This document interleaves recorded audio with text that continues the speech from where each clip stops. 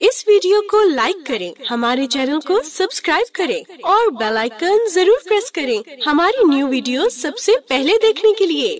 अस्सलामु अलैकुम रहमतुल्लाहि व बरकातुहू। अल्लाह ताला ने हमें पैदा किया, वही हमारा खालिक, वही मालिक, वही राज़िक और उसी की तरफ हम सबको लौट कर जाना है। दुनिया में हम जो कुछ भी कर रहे हैं उनमें सबसे अहम तरीन काम अपने खालिक को राजी करना है। इस जिंदगी में जो कुछ भी हमारे पास है वो सब उसी का दिया हुआ, छोटी नेमत हो या बड़ी, सब उसी की तरफ से। वही हमें पाल रहा है और वही सारे जहानों का रब है। गुनाहों के बावजूद अगर हम जिंदा हैं और जमीन पर चल फिर रहे हैं और उसकी नेमतों से फायदा उठा रहे हैं तो ये सरासर उसकी रहमत है। वरना इंसान सिर्फ एक दिन क्या, एक घंटे के अंदर ऐसी ऐसी गलतियां कर जाता है, बावजूद कोशिश के, बावजूद अपने से अहद करने के, बंदों से अहद करने के कि आइंदा हम गलती नहीं करेंगे, हम फिर गलती करते हैं। और अगर वो पकड़ने पर आ जाए तो कोई जानदार जिंदा न रहे, किसी के पास जीने का हक भी न रहे। लेकिन ये उसकी रहमत है और बेपनाह रहमत है कि वो हमारी इन गलतियों से दरगुजर फरमा के हमें मजीद नेमतें देता चला जा रहा। लेकिन एक दिन ये सिलसिला खत्म हो जाएगा, वो वक्त जो हमारी जिंदगी का आखिरी वक्त होगा। उसके बाद हमारी मोहलत, हमारी आजादी सब खत्म। उसके बाद ना हम नेकी कर सकेंगे और ना हम कोई गुनाह और नाफरमानी का काम। किताब आमाल बंद कर दी जाएगी और इंसान ने अपनी जिंदगी में जो भी कुछ किया होगा वो सब का सब गिन लिया जाएगा, दफ्तर समेट लिए जाएंगे। फिर हम सबको अल्लाह के हुजूर हाजिर होना होगा। उस हाजिरी के लिए जो तैयारी हम कर सकते हैं, उसकी रजा के लिए, उसकी खुशी के लिए जो भी हम कर सकते हैं वो इसी महदूद लिमिटेड पीरियड ऑफ टाइम में कर सकते हैं। इसके बाद वो खत्म हो जाएगा। लिहाजा हम में से हर एक के ऊपर लाजिम है कि वो अपनी जिंदगी के हर लम्हे को बहुत वाइजली, बहुत अक्लमंदी के साथ और बहुत सोच समझ के गुजारे। फिसलना तो रास्ता चलने के साथ है ही, फिसलते भी रहेंगे, लेकिन पलटते आए, वापस लौटते आए और अपने रब की तरफ रुजू करते रहे। इसीलिए जहाँ अल्लाह सुब्हानहू तआला ने इबादत का जिक्र किया है वहाँ साथ ही अल्लाह से मदद मांगने की बात भी। सूरत अल-फातिहा में अल्लाह ताला फरमाते हैं, इय्याका नअबुदु व इय्याका नस्तईन। सिर्फ तेरी ही हम इबादत करते हैं और सिर्फ तुझी से हम मदद चाहते हैं, इबादत में भी और इबादत के अलावा बाकी भी जिंदगी की तमाम चीजों में। क्योंकि इबादत उस वक्त तक मुकम्मल नहीं होती जब तक हम अपनी छोटी से छोटी और बड़ी से बड़ी तमन्ना और मुश्किल और परेशानी और जरूरत हर एक के लिए अपने रब की तरफ रुजू न करें। क्योंकि इबादत का क्या मतलब है? मोहब्बत, इताअत, आजिज़ी और इनकिसारी के साथ अल्लाह के आगे झुकना। और इस झुकने में जो अहम तरीन और पसंदीदा तरीन चीज है वो है अपनी हर जरूरत के लिए अल्लाह के आगे हाथ फैलाना, अल्लाह से मांगना। जब भी कोई भी परेशानी जिंदगी में हो सबसे पहले अल्लाह ही का ख्याल दिल में आना। हम सब अपना जायजा ले सकते हैं कि जब हम दुखी होते हैं या कोई परेशानी होती या दिल पे कोई बोझ होता है या हमें कोई मसला पेश आता है या कोई जरूरत पेश आती तो हम सबसे पहले किसका सोचते हैं? ये एक टेस्ट है हमारे लिए। हमें सबसे पहले अल्लाह सुब्हानहू तआला के बारे में सोचना चाहिए कि वो है ना, क्या मुश्किल है? कोई मुश्किल नहीं, क्योंकि वो है। जब लोग सो जाते हैं वो उस वक्त भी जागता है, जब लोग भूल जाते हैं उस वक्त भी याद रखता है, जब लोग नाराज हो जाते हैं वो उस वक्त भी हमारी सुनता है। लेकिन शैतान जो हमेशा बंदों को अल्लाह के रास्ते से भटकाने के लिए सरगर्म अमल रहता है और वो हर रास्ते पर बैठा रहता है और आगे से भी आता है और पीछे से भी और दाएं से भी और बाएं से भी, तो वो हमेशा ये चाहता है कि बंदा अपने रब को भूल जाए। और शिर्क का पहला दरवाजा ही यहाँ से खुलता है जब बंदा अपनी किसी भी मुश्किल में अल्लाह की तरफ जाने की बजाय लोगों पर तवक्कुल करने लगे, लोगों के पीछे भागने लगे, इंसानों पर उम्मीदें रखे और इंसानों को अपना राज़िक और अपना मालिक समझने लगे। कोई इंसान ऐसा नहीं कि जो जरूरतमंद ना हो। किसी भी इंसान से जाकर मिलके देखिए, चाहे कोई गरीब हो या अमीर, दुनिया के गरीब तरीन इंसान को भी और अमीर तरीन इंसान को भी और उनके बीच के भी लोगों को, सब के सब मोहताज, सब के सब जरूरतमंद है और सबकी जरूरियात सिर्फ एक रब ही पूरी कर सकता है, कोई बंदा नहीं कर सकता। इसलिए लाजिम है कि हम अव्वल व आखिर उसी को पुकारें, उसी की तरफ रुजू करें और उसी को पुकारने का नाम दुआ है। तो आज दुआ से मुतल्लिक कुछ चीजों की याद दहानी कराऊंगी। मालूम हम सबको होता है लेकिन हम फिर भूल जाते हैं और खुसूसन जब कोई परेशानी आती है तो उस वक्त तो शैतान जरूर बुलवा देता है कि अल्लाह ताला है और वो सुनता है और वो मुश्किल आसान करेगा और जरूर करेगा, क्योंकि इन्नल्लाह अला कुल्लि शैइन कदीर, بے شک اللہ ہر چیز پر قادر ہے. اسے کسی سے مشورہ نہیں کرنا, اسے کسی سے مانگ کے نہیں دینا, کیونکہ سب چیز اس کے کنٹرول میں ہے, اس کے اختیار میں. نوح علیہ السلام کے بارے میں قرآن مجید میں آتا ہے سورۃ الصافات 75, وَلَقَدْ نَادَانَا نُوحٌ وَلَنِعْمَ الْمُجِيبُونَ, اور البتہ تحقیق نوح علیہ السلام نے ہمیں پکارا تھا جب لوگوں نے انہیں انتہائی تنگ کر دیا اور ان کی بات مان کر نہیں دیتے تھے, تو اس مشکل میں انہوں نے ہمیں پکارا تھا.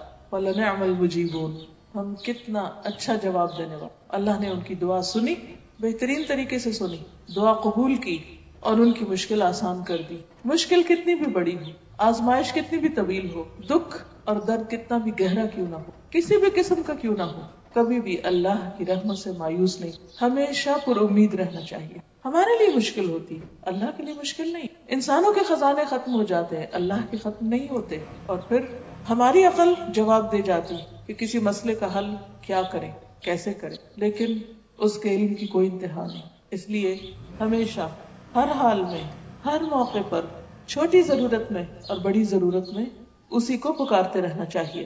وَاذْكُرْ رَبَّكَ فِي نَفْسِكَ, بندوں کو پکارنے کے لیے تو اونچی آواز میں بولنا پڑتا ہے, چیخنا چلانا پڑتا ہے, لیکن اس کو دل میں تضرعا وخیفۃ, عاجزی اور زاری کے ساتھ, گڑ گڑا کے, چپ کے, ودون الجہر من القول, اور آہستہ آہستہ زیر لب باتیں کرتے کرتے, بالغدو والآصال, صبح اور شام, ولا تکن من الغافلین, اور غافلین میں سے نہ ہو. آپ کہیں بھی بیٹھے, مثلا کسی مجلس میں بیٹھے اور آپ کو ایک دھیان میں آتا ہے کہ میرا فلاں کام رہتا ہے, فلاں مشکل ہے, اچانک آپ کو کوئی خیال ستانے لگتا ہے, رات کو آپ سو رہے ہیں, اچانک آنکھ کھل جاتی اور آپ کو کسی چیز کے بارے میں سخت پریشانی ہونے لگتی. اب کوئی ایسا نہیں جس کے ساتھ آپ شیئر کریں, سب سو رہے ہیں, ہر طرف خاموشی ہے, کوئی سننے والا نہیں, کوئی آپ کے دل کا حال نہیں جانتا. بعض اوقات آپ کسی کو اپنے دل کا حال بتانے لگتے ہیں, وہ آپ کو ایسی بات کرے گا کہ آپ سوچیں گے کہ اس کو بتایا بھی کیوں, یعنی خود ہی شرمندہ ہو جائے. کوئی نہیں جانتا کہ ہمارے اندر کی تکلیف کتنی ہے, کوئی پیمانہ ہے ہی نہیں اس کو جج کرنے کا, اس کو ناپنے کا. ہمارا بلڈ پریشر جاننے کے لیے تو آلات موجود ہیں, شوگر چیک کرنے کے لیے بھی ہیں, بخار ہو گیا اس کو بھی جان سکتے ہیں, لیکن اندر کسی کے دکھ اور درد اور زخم کتنے ہیں کوئی پیمانہ نہیں, کوئی نہیں جان سکتا سوائے اسے ایک اللہ کے. بعض باتیں ایسی ہوتی ہیں کہ جو آپ کسی کے ساتھ شیئر بھی نہیں کر سکتے. کچھ تو ہوتا ہے انسان اپنے بہن بھائی کے ساتھ, دوست کے ساتھ, رشتہ داروں کے ساتھ, قریبی لوگوں کے ساتھ, خیر خواہوں کے ساتھ شیئر کرتا ہے, ان سے مشورہ مانگتا ہے, ان سے مدد مانگتا ہے. بعض اوقات لوگ مدد کرتے ہیں لیکن ایک حد تک جا کر اس کے بعد وہ بے بس ہوتے ہیں کیونکہ ان کے ہاتھ میں کچھ بھی نہیں. ان سب چیزوں کا مالک صرف ایک اللہ, اس لیے اسی کی طرف رجوع کرنا چاہیے. کیونکہ جب اس کے سامنے آپ اپنی ضرورت رکھتے ہیں تو آپ کو شرمندہ نہیں کرتا. بندوں کے سامنے آپ ضرورت رکھتے ہیں, بندے آپ سے بھاگنے لگیں, آنکھیں بند کر لیں, یا احسان جتائیں گے, یا کبھی شرمندہ کر دیں گے, اور کبھی دل کھول کے مدد بھی کریں گے, تو آپ ایک بوجھ محسوس کریں گے, آپ احسان تلے بھی آ جائیں گے. اور بعض اوقات ہو سکتا ہے کہ آپ ان سے کچھ شیئر کریں, وہ آگے کسی اور کو بتا دیں, وہ آپ کا پردہ ہی نہ رکھیں, لیکن اللہ سبحانہ و تعالیٰ آپ کا پردہ رکھتے ہیں. کچھ بیماریاں ایسی ہوتی ہیں انسان کو, کچھ روگ ایسے ہوتے ہیں, کچھ دل کے وسوسے ایسے ہوتے ہیں کہ انسان ان کو زبان پر بھی نہیں لانا چاہتا. ایوب علیہ السلام کے اوپر جب تکلیف آئی تو شیطان نے ان کو طرح طرح کے وسوسے ڈالے. انی مسنی الشیطان بنصب وعذاب, کہ اس نے تھکا دیا, اس نے طرح طرح کے وسوسے ڈالے. بعض بیماریاں جسمانی نہیں ہوتی, قلبی بھی نہیں ہوتی, لیکن وہ ذہنی ہوتی ہیں کہ انسان کچھ چیزوں کے بارے میں کنفیوز ہوتا ہے, سارٹ آؤٹ نہیں کر سکتا, اس کو کسی چیز کے بارے میں رہنمائی, ہدایت چاہیے ہوتی ہے, گائیڈ لائن چاہیے ہوتی ہے, اچھا مشورہ چاہیے ہوتا ہے. پھر بعض اوقات انسان جن کے اوپر اعتماد بھی کرتا ہے وہ دھوکہ دے جاتے ہیں. بعض لوگ اس پر ناراض ہوتے ہیں کہ ان کے بہن بھائیوں نے ان کو چیٹ کر لیا, ان کو غلط مشورہ دیا, کیونکہ بھائیوں کے بیچ میں بھی جیلسیز ہوتی ہیں, جیسے حابیل اور قابیل کے بیچ میں تھی, جیسے یوسف علیہ السلام کے بھائیوں کے بیچ میں تھی. یہ خون کے رشتے ہیں, وہاں بھی جیلسیز ہیں. انسان کمزور ہیں, انسانوں کے اندر بازو کا جیلسیز ہوتی. آپ ان سے اعتماد کر کے مشورہ مانگ رہے ہیں, وہ آپ کو بالکل الٹی بات بتا رہے جس میں آپ کے لیے اور مصیبت ہے, آپ کو پتہ ہی نہیں کہ آپ دھوکہ کھا رہے ہیں. ایسے میں انسان سوچتا ہے کہ کہاں جائے. جس کا اللہ پر ایمان نہیں ہوتا, جس کو اللہ پر اعتماد نہیں, یقین نہیں, وہ یقیناً اس وقت پریشان ہو, وہ حوصلہ ہار جائے گا, وہ مایوس ہو جائے گا. لیکن جن کا اللہ پر ایمان ہوگا, جو واقعی اللہ کے بندے ہوں گے, وہ کبھی بھی مایوس نہیں ہوں گے. وہ چپ کے دل میں, لوگوں کے بیچ میں, کہیں بھی بیٹھے ہوئے, سوتے ہوئے, سو کے جاگتے ہوئے, کسی بھی حال میں اپنے رب کو پکار سکتے ہیں، کیونکہ رب دور نہیں، وہ تو ہماری شہرت سے بھی زیادہ قریب ہے، اس کو تو ہر چیز کا علم ہے. وَنَعْلَمُ مَا تُوَسْوِسُ بِهِ نَفْسُهُ، ہم تو یہ بھی جانتے ہیں کہ اس کے دل میں خیال کیا اٹھتے ہیں. ان اللہ یحول بین المرء وقلبہ، خود انسان کو اپنا وہ پتہ نہیں جو اللہ جانتا ہے اس کے بارے میں. تو اس لیے ہر حال میں اسی کو پکارتے رہنا چاہیے. قل من ینجیکم من ظلمات البر والبحر تدعونہ تضرعا وخفیہ، آپ کہیے کہ وہ کون ہے جو تم کو خشکی اور دریا کے اندھیروں سے نجات دیتا ہے. یعنی جب کشتیاں ڈوبنے لگتی ہیں تم اس کو پکارتے ہو گڑ گڑا کر اور چپکے چپکے کہ اگر تو ہم کو ان سے نجات دے تو ہم ضرور شکر کرنے والوں میں سے ہو جائیں گے. کیونکہ اس وقت انسان پھر اللہ سے عہد بھی باندھتا ہے کہ ہم اطاعت گزار ہوں گے. پھر ہم دیکھتے ہیں کہ تمام پیغمبروں نے اللہ رب العزت ہی کو پکارا جب بھی ان پر کوئی مشکل آئی، اور اللہ تعالیٰ نے سب انسانوں کے لیے دروازہ کھلا رکھا ہے. فرمایا وَإِذَا سَأَلَكَ عِبَادِي عَنِّي فَإِنِّي قَرِيبٌ أُجِيبُ دَعْوَةَ الدَّاعِ إِذَا دَعَانِ، جب میرے بندے آپ سے میرے بارے میں پوچھے کہ ہمارا رب کہاں ہے، وہ سنتا ہے یا نہیں، وہ مشکل حل کر سکتا ہے یا نہیں، تو ان کو بتا دیجئے کہ میں ان سے بہت ہی قریب ہوں، جب بھی کوئی پکارنے والا مجھے پکارتا ہے تو اس کی پکار سن. لہذا جب آپ دعا کریں تو اس وقت یہ یاد رکھیں کہ میری یہ دعا اس وقت میرا رب سن رہا. کبھی غم کے مارے منہ سے بھی الفاظ نہیں نکلتے تو اس وقت سوچا کریں کہ اس وقت میرا رب میرے دل کا حال، وہ میری پریشانی سے، میرے دکھ سے واقف ہے، جبکہ اور کوئی اندازہ نہیں کر سکتا کہ میں کس حال میں ہوں. کیونکہ جتنا زیادہ اس بات کا یقین ہوگا کہ رب سنتا ہے، اتنا زیادہ آپ کا دعا میں دل لگے گا، اتنا شوق سے آپ دعا کریں گے، اور جتنے شوق سے آپ دعا کریں گے اور جتنی توجہ سے آپ دعا کریں گے اتنی ہی زیادہ وہ قبولیت کا درجہ پائے گی. اور پھر اللہ تعالیٰ صرف سنتے نہیں، اجیب دعوت الداع، میں جواب دیتا. گویا دعا کے وقت آپ اپنے رب سے بات کر رہے ہو اور وہ آپ کو جواب دے رہا ہو. وہ دعا قبول کرتا ہے، کبھی فوراً، کبھی دیر سے، کبھی اس کے بدلے اس سے بہتر عطا کر کے جس کا انسان کو اندازہ بھی نہیں ہوتا، اور کبھی آخرت کے لیے جمع کر. لیکن دعا رد نہیں ہوتی. یہ نہیں ہوتا کہ آپ مانگ رہے ہیں اور آپ کہتے ہیں قبول نہیں ہوئی، کچھ فائدہ نہیں ہوا، ابھی اور کیا مانگنی، اور کیا، کوئی فائدہ نہیں. ایسا کبھی بھی نہیں سوچے کہ فائدہ نہیں، ہر حال میں فائدہ ہے. اس لیے مانگتے رہیے، کیونکہ جو نہیں مانگتا اللہ تعالیٰ اس سے ناراض ہوتا ہے. من لم يسأل اللہ یغضب علیہ، کیونکہ نہ مانگنا تکبر کی علامت. دعا دراصل عبادت کا بھی اعلیٰ ترین حصہ ہے، کیونکہ انسان اللہ کے آگے جھکتا ہے اور اس سے مزید قریب ہوتا ہے. سورۃ المؤمن آیت 60 میں اللہ تعالیٰ فرماتے ہیں وَقَالَ رَبُّكُمُ ادْعُونِي أَسْتَجِبْ لَكُمْ، تمہارا رب کہتا ہے مجھے پکارو میں دعا قبول کروں گا. استجب لکم ان الذین یستکبرون عن عبادتی، وہ لوگ جو میری عبادت سے تکبر کرتے ہیں، یعنی دعا نہیں مانگتے، یہاں عبادت سے مراد دعا ہے. سیدخلون جہنم داخرین، وہ ذلیل ہو کر جہنم میں داخل ہو. کیونکہ شیطان یہاں سے اچکتا ہے، یعنی جو اللہ سے نہیں مانگتے. کیوں نہیں مانگتے؟ کہ ناراض ہے اللہ سے، ہماری نہیں سنی جاتی، فائدہ نہیں ہوا مانگنے.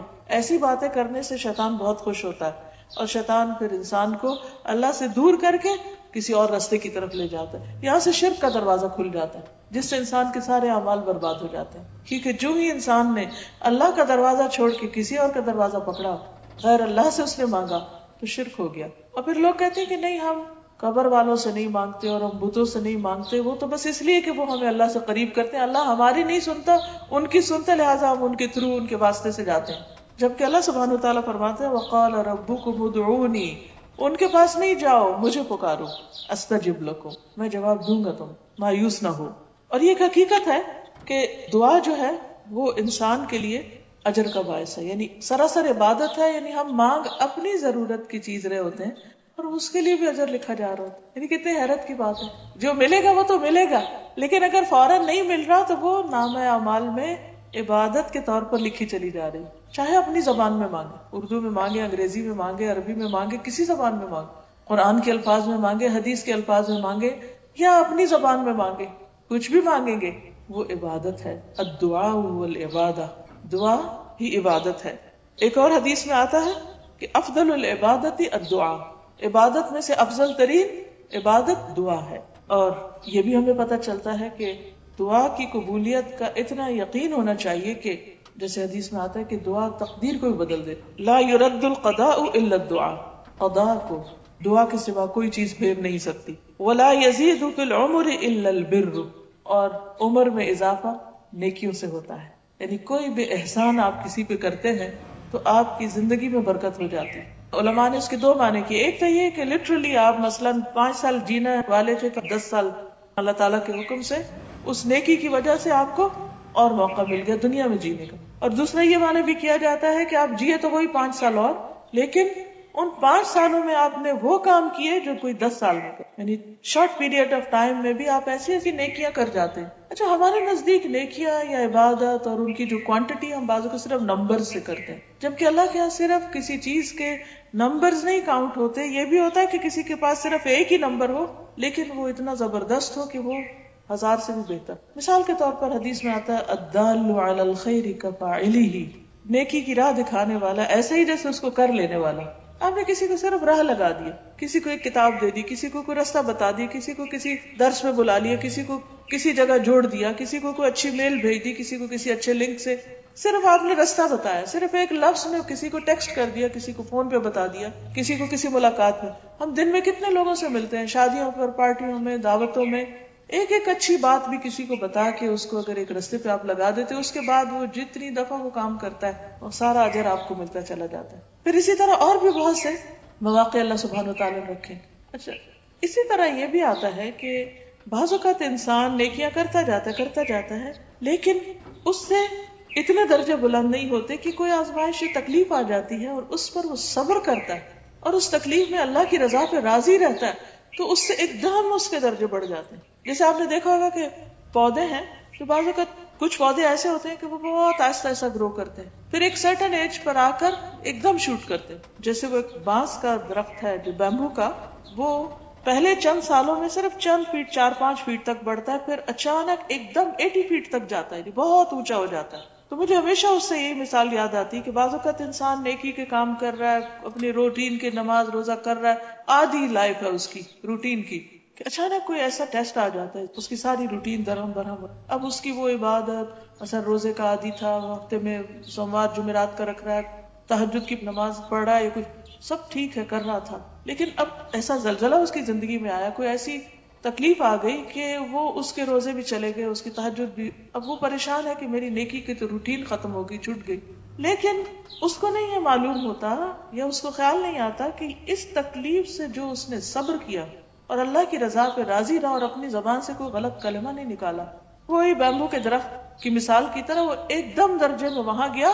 پلس وہ جو بیماری سے پہلے یا تکلیف سے پہلے وہ نیکیاں کر رہا تھا ان کا اجر بھی لکھا گیا کیونکہ وہ ان کو روٹین میں کرتا تھا. حدیث میں آتا ہے نا کہ ایک شخص عام دنوں میں جو عبادت کرتا ہے، اگر بیماری یا سفر کی وجہ سے اس کی عبادت میں خلل آتا ہے تو فرشتے اس کے وہ عبادت بھی ساتھ ساتھ لکھتے چلے جاتے ہیں. یعنی وہ اجر کا سلسلہ منقطع نہیں ہوتا، اگرچہ وقتی طور پر آپ کی وہ عبادت کا سلسلہ منقطع ہو جاتا ہے. اب اس میں کیا ہوتا ہے، تکلیف میں ایک تو صبر، دوسری کیا چیز درجے بلند کرتی. عام حالات میں ہم اتنی دعائیں نہیں کرتے، جب سب ٹھیک ہوتا ہے، ہم فزیکلی بھی فٹ ہوتے ہیں اور ہر چیز ہماری مرضی کے مطابق چل رہی ہوتی ہے تو ہم نماز پڑھتے ہیں، نماز پڑھ کے تو سوچتے کیا دعا مانگے، سب ٹھیک تو ہے، کچھ اور کرو.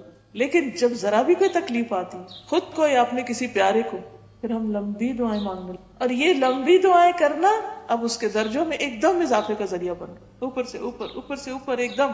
اس لیے لازم ہے کسی حال میں بھی ہو اللہ کی رضا پہ راضی رہے، اللہ کی رضا پہ راضی رہے کہ اللہ اگر تو نے مجھے امن اور سلامتی کے ساتھ نیکی کی توفیق دی ہے تو میں اس پر بھی راضی، اور اگر تو نے کسی آزمائش کے ذریعے مجھے صبر کی توفیق دی ہے تو میں اس پر بھی راضی، میں ہر حال میں تجھ سے راضی. کچھ دیا میں اس پر بھی شکر گزار، اور اگر دے کر واپس لے لیا میں اس پر بھی شکر گزار، اور اگر تو نے مجھے دیا ہی نہیں تو میں اس پر بھی شکر گزار، میں ہر حال میں شکر گزار. جب دل کی یہ کیفیت ہوتی ہے تو انسان واقعی اللہ کے مقرب بندوں میں شامل. اور آپ دیکھیے کہ ایوب علیہ السلام پر جب بہت اچھے حالات تھے، مال بھی تھا، اولاد بھی تھی، گھر بھی، تو وہ دین کی تبلیغ کرتے تھے تو ان کے جو مخالف تھے وہ کہنے لگے کہ آپ بھلا کیوں نہ اللہ کی عبادت کریں، اللہ نے آپ کو سب کچھ دے رکھا ہے. اللہ تعالیٰ نے ان کو آزما لیا، مال بھی چلا گیا، اولاد بھی چلی گئی، مویشی بھی مر گئے، ہر چیز ختم، حتیٰ کہ کچھ عرصے کے لیے بیوی بھی ایک طرف ہو گئی تو بالکل تنہا رہ گئے، اور ساتھ تکلیف بھی، بیماری بھی. تو اس وقت اللہ کو پکارتے اور کہتے ہیں کہ یا رب جب تو نے مجھے سب کچھ دیا تو تو جانتا ہے کہ میں اس وقت بھی اپنا نرم گرم بستر چھوڑ کر تیری عبادت کے لیے اٹھتا تھا، لیکن اب جب کہ تو نے سب کچھ لے لیا تو میرے لیے تیرے سوا کوئی باقی نہیں. اب اس وقت جو میں تیری عبادت کر، اس میں جو لطف ہے وہ پہلے سے بھی کہیں زیادہ ہے، کیونکہ تکلیف میں بہرحال انسان اللہ کی زیادہ مائل ہوتا ہے اور بہت دل سے، اور سارے غفلت کے پردے پھاڑے جاتے ہیں، حقیقی انسان سامنے آتا ہے تو اللہ تعالیٰ ان پر اتنا راضی ہوا، ان کی بیماری بھی دور کر دی اور ان کو پہلے سے ہر چیز دگنی عطا کی، دنیا میں عطا کی۔ بات کیا تھی کہ صبر اور اللہ کی عبادت میں اور خشوع اور دعا، اور دعا بھی آپ دیکھیں کتنی خوبصورت کرتے ہیں، انی مسنی الضر وانت ارحم الراحمین، صرف رحمت کو پکارتے رہے کہ تیری رحمت جوش میں آ گئی تو سب کچھ آسان ہو جائے گا۔ تو اس لیے انسان جس حال میں بھی ہو، عام حالات میں بھی پکارے اور تکلیف میں بھی، لیکن کبھی بھی اللہ سے ناراض نہ ہو، اور یہ یاد رکھے کہ دعا تو قدر کو پھیر سکتے۔ حضرت عمر جیسے دعا مانگتے تھے کہ اللہ اگر تو نے ہمیں اشقیاء میں سے لکھ رکھا ہے تو ہمیں سعداء میں لکھ لے، اگر ہمارے انجام میں دوزخ لکھی ہے تو ہمارے لیے جنت لکھ دے، تو کر سکتا ہر چیز، بیدک الخیر انک علی کل شیء قدیر، ہم تیری رحمت کے محتاج۔ تو یہ اصل میں کیا ہے؟ دعا ایک ایسا ڈائریکٹ کنیکشن ہے اللہ رب العزت کے ساتھ، اتنا قرب کا رشتہ ہے جو کسی اور عبادت میں ایک سرگوشیاں مناجات ہے، ون آن ون بیس پر ایک ایسا تعلق ہے کہ جو نہایت پر لطف ہے۔ اب دیکھیے کہ آپ انسانوں سے یہ توقع رکھتے ہیں نا کہ وہ آپ کے دل کی بات سمجھ لیں، وہ آپ کے اشارے کو سمجھ لیں، وہ آپ کی ضروریات کو خود ہی سمجھ لیں، اور جو لوگ سمجھ جاتے ہیں ان سے آپ کو ایک دم محبت ہوتی ہے کہ اچھا اتنا کہہ رہی کہ زبان سے کہنا ہی نہیں پڑا اور اس کو خود ہی سمجھ میں آ گئی۔ تو یہ کون کرتا ہے؟ جو آپ کے بہت قریبی ہوتے ہیں، ماں باپ ہوتے ہیں، دوست ہوتے ہیں، یا جو لوگ واقعی انسانوں کے قدردان ہوتے ہیں، ان کے اندر اللہ نے یہ خوبی ڈالی ہوتی۔ لیکن ان سب سے بڑھ کر پھر اللہ رب العزت ہماری ہر چیز کو سمجھ، یہ کیفیت جو ہے اور یہ احساس جو ہے اور یہ یقین جو ہے کہ اللہ جانتا ہے، اللہ نوز، وہ میرے دل کو دیکھ رہا ہے، وہ محسوس کرتا ہے، اس کو سب پتا ہے، بس مجھے اس کی رحمت، یا حی یا قیوم برحمت، کتنی خوبصورت دعا اللہ کے اسماء الحسنی کے ساتھ۔ اور اس میں بھی کیا کیا گیا؟ رحمت کو پکارا گیا، جیسے زکریا علیہ السلام نے کہا لم اکن بدعائک رب شقی، ضروری نہیں ہوتا کہ انسان کوئی لفظ بول کر ہی، بعض اوقات دل ایسا غم میں گھٹا ہوا ہوتا ہے کہ یہ بھی سمجھ نہیں آتا کہ کہیں کیا، کیسے مانگے۔ انسانوں سے جب کچھ مانگنا ہوتا ہے آپ کو تو کتنی دفعہ سوچتے ہیں اچھا کیا الفاظ استعمال کریں، کیسے اپروچ کریں، کیا کہیں، کیا بتائیں، کہیں اوفینڈ نہ ہو جائیں، کہیں ناراض نہ ہو جائیں، کہیں ہم سے دور نہ ہو جائیں، کہیں مس انڈرسٹینڈنگ نہ ہو جائے، کتنا کچھ سوچتے ہیں، کیونکہ یہ سارے ایکسپیرینس ہم کرتے رہتے ہیں کہ ہماری نیت میں کچھ ایسا نہیں ہوتا، دوسرا کچھ سے کچھ سمجھ لیتے، ہم کچھ کہہ رہے تھے وہ کچھ اور کہہ رہا ہوتا ہے، لیکن اللہ تعالیٰ کے نہ کوئی مس انڈرسٹینڈنگ اور نہ ہی کسی قسم کی کوئی ناراضگی، آپ صرف سوچ رہے ہو، صرف اندر ہی اندر اس کو یاد کر رہے ہو، سب آپ چپ کے آپ سسکیاں لے کے، آپ سرگوشیاں کر، آپ آواز کے ساتھ پکارتے ہیں، بغیر آواز کے پکارتے ہیں، دل ہی دل میں پکار، کسی کو پتا بھی نہیں ہوتا اور آپ اپنے رب سے کنیکٹڈ ہوتے ہیں، کتنا پیار آتا ہے نا اس پہ کہ سب سمجھ، اس کو کوئی مس انڈرسٹینڈنگ، ہم ایک قدم جائیں وہ 10 قدم ہماری طرف آتے، صبر کرے تو بے حساب اجر دیتا ہے، انما یوفی الصابرون اجرهم بغیر حساب۔ اگر اس نے ہمارے لیے کچھ لکھا ہے تو اس کو مٹا بھی سکتا ہے، تو تقدیر بھی بدل دے گا، سب ٹھیک ہو جائے، لیکن شیطان یہ یقین نہیں آنے دیتا، یہ یقین واپس لانے کی ضرورت ہے۔ معلوم ہم کو ہوتا ہے اللہ دعا سنتا ہے، لیکن یقین سے ہم نہیں سوچتے۔ ایک اور حدیث میں آتا ہے من فتح له فی الدعاء منکم فتحت له ابواب الجنہ، تم میں سے جس شخص کے لیے دعا کا دروازہ کھولا گیا، یعنی جس کو دعا کی توفیق ہو گئی، اس کے لیے گویا جنت کے دروازے کھول دیے گئے۔ اور جو بھی اللہ سے مانگا جاتا ہے اللہ کے نزدیک ان میں سب سے زیادہ پسندیدہ چیز عافیت، کہ انسان اپنے لیے عافیت مانگے، کیونکہ بعض اوقات آزمائشیں انسان کے دین کے لیے اور خطرناک ہو جاتی ہیں۔ ایک اور حدیث میں آتا ہے کہ ان الدعاء ينفع مما نزل ومما لم ينزل فعلیکم عباد اللہ بالدعاء، دعا ان مصیبتوں میں بھی فائدہ دیتی ہے جو اتر چکی، اور ان میں بھی جو ابھی اتری نہیں واپس چلی جاتی، مشکل آ رہی ہوتی ہے اور ادھر سے دعا جاری ہوتی، وہ دونوں آپس میں جھگڑتے ہیں، تو دعا اگر پاورفل ہو تو وہ واپس چلی جاتی۔ اس لیے اے اللہ کے بندو دعا کرتے رہا کرو، سب کچھ ہو بھی، خاص اطمینان ہو تو بھی، لیکن دعا میں سب سے زیادہ چیز جو اہم ہے وہ اخلاص ہے، خالصتاً اللہ، وادعوہ مخلصین لہ الدین، اسے پکارو دین کو اسی کے لیے خالص کرتے، یعنی اگر چاہتے ہو کہ عبادت قبول ہو، دعا قبول ہو، تو ریاکاری سے پاک ہو، اور جو کچھ بھی کرو اسی کی رضا کے لیے۔ اور جب انسان خالص ہو کے اس کو پکارتا ہے اور قریب سے پکارتا ہے اور پورے شعور کے ساتھ پکارتا ہے، سنی جاتی ہے۔ لیکن اللہ تعالیٰ غافل دل کی دعا کہ ہمارا دھیان کہیں ہو اور ہم زبان سے کچھ الفاظ بس ادا کر، بعض اوقات ہم قرآنی یا مسنون دعائیں پڑھتے ہیں تو ان کو بس ایک تلاوت کی طرح پڑھ لے، ایک راگ کی طرح پڑھ لے، لیکن اس کے اندر روح نہیں ہو۔ تو یہ بہت اہم چیز ہے کہ انسان اللہ سے قریب ہو کے مانگے، خالص ہو کے مانگے، قبولیت کے یقین کے ساتھ مانگے. اور یہ نہیں کہنا چاہیے کہ اللہ اگر تو چاہے تو کوئی نہیں چاہے نہ کرے، چاہے تو یہ دے دے چاہے تو وہ دے دے. نہیں، اللہ تعالیٰ ہمیں چوائس دیتا ہے، کیا پسند ہے تم کو، جو پسند ہے وہ مانگو، کیونکہ اللہ کے یہاں کسی چیز کی کمی نہیں. تو بہترین سے بہترین مانگو، وہ دے گا. سنن ترمذی کی روایت ہے، ادعوا اللہ وانتم موقنون بالاجابہ، اللہ سے مانگو اجابت یعنی قبولیت کا یقین رکھتے ہوئے. جیسے کسی کے بارے میں آتا نا کہ جب وہ صلاۃ الاستسقاء کے لیے نکلے تو چھتری لے کے، انہوں نے کہا کہ چھتری کس لیے؟ کہا کہ اللہ سے دعا کرنے جا رہے ہیں، بارش ضرور ہوگی تو امبریلا ساتھ ہے. آخر ہمیں یہ یقین کیوں نہیں آتا کہ وہ کر سکتا ہے، اس کے لیے کچھ بھی مشکل نہیں، اس کو تو کن کہنا ہے اور بادلوں کو حکم دینا ہے ادھر چلے جاؤ اور وہ ہو جائے گا. پھر اسی طرح حدیث میں آتا ہے جب تم میں سے کوئی دعا کرے تو اسے چاہیے کہ پکے یقین کے ساتھ دعا کرے اور اس طرح ہرگز نہ کہے کہ اے اللہ اگر تو چاہتا ہے تو مجھے عطا کر دے. بات دراصل یہ کہ اللہ کی ذات کو کوئی مجبور کرنے والا نہیں. پھر اسی طرح خشوع و خضوع، دعا کے وقت رو کر مانگا جائے تو وہ اللہ کو اور بھی زیادہ پسند. اگر رونا نہ آ رہا ہو تو رونے کی کوشش کی جائے، مسکین ہو کر، عاجز ہو کر، کیونکہ یہ ایک بندگی کی علامت ہے. حدیث میں آتا ہے کہ نبی صلی اللہ علیہ وسلم نے ابراہیم علیہ السلام کے متعلق اللہ تعالیٰ کے قول کہ انہوں نے کہا تھا کہ رب انہن اضللن کثیرا من الناس فمن تبعنی فانہ منی، اور عیسیٰ علیہ السلام کے قول ان تعذبہم فانہم عبادک وَإِن تَغْفِرْ لَهُمْ فَإِنَّكَ أَنْتَ الْعَزِيزُ الْحَكِيمُ. جب یہ تلاوت کی تو اپنے دونوں ہاتھ اٹھا کر دعا فرمانے لگے، اے اللہ میری امت میری امت، اور یہ کہتے ہوئے رو دیے. ابراہیم علیہ السلام نے کیا کہا تھا کہ جو میری پیروی کرے وہ مجھ سے ہے، اور عیسیٰ علیہ السلام نے کہا کہ اگر تو ان کو عذاب دے تو تیرے بندے ہیں، معاف کر دے تو تیرے بندے ہیں. لیکن حضور صلی اللہ علیہ وسلم نے کیا دعا کی کہ یا رب میری امت. یہ نہیں کہا کہ جو میری پیروی کرے صرف اس کو بخش دے، بلکہ کیا کہا کہ تو سب کو بخش. تو اللہ تعالیٰ نے حالانکہ وہ سب کچھ جانتا ہے، جبریل علیہ السلام سے کہا کہ محمد صلی اللہ علیہ وسلم کے پاس جائیے اور ان سے رونے کا سبب دریافت کیجیے. حالانکہ اللہ تعالیٰ کو خود پتا کہ نبی صلی اللہ علیہ وسلم کیوں روئے، لیکن پھر فرشتے کو بھیجا کہ پوچھو. جبریل حاضر ہوئے تو آپ نے انہیں رونے کا سبب بتایا، حالانکہ اللہ تعالیٰ کو سب پتا ہے. تو اللہ تعالیٰ نے جبریل علیہ السلام سے کہا کہ آپ جائیے اور انہیں ہماری طرف سے بشارت دیجیے کہ ہم آپ کی امت کے بارے میں آپ کو راضی کر دیں، پریشان نہیں. یعنی آپ جو اپنی امت کے بارے میں چاہتے ہیں آپ کو خوش کر دیں. لیکن کیا وجہ تھی کہ آپ ایک تڑپ کر مانگ رہے تھے اور دوسرا رو کر مانگ رہے تھے. دل کی تڑپ اور آنکھوں کے آنسو یہ دعا کی قبولیت میں اضافے کا ذریعہ. پھر دعا میں تکرار اور اصرار کہ اللہ تعالیٰ تو کر دے، اور بار بار یہ نہیں کہے کہ اچھا میں نے وہ صبح مانگ لی، نہیں، پھر مانگیے پھر مانگیے پھر مانگیے. بندے تنگ ہوتے ہیں، اللہ نہیں تنگ ہوتا. بندوں سے اگر آپ اپنی سگی ماں سے بھی ایک سے دوسری دفعہ کچھ پوچھنا ہی جائے نا، چھوٹے چھوٹے معصوم بچے وہ اگر پوچھ لیں یہ کیا ہے یہ کیا ہے واٹ از دس، تو کہ چپ کر کے بیٹھو کیا ہر وقت. اور اگر ایک سے دوسری چیز مانگے گا ایک دفعہ پیار سے کریں گے، گلے لگا کے دیں گے، پھر کہیں گے تم تو روز ہی یہی مانگتے. ماں جیسی ہستی بھی بچے کے بار بار مانگنے سے تنگ آ جائے، لیکن اللہ تعالیٰ وہ اور زیادہ محبت کرتے ہیں کہ اور مانگ اور مانگ، اس لیے اصرار کرنا چاہیے.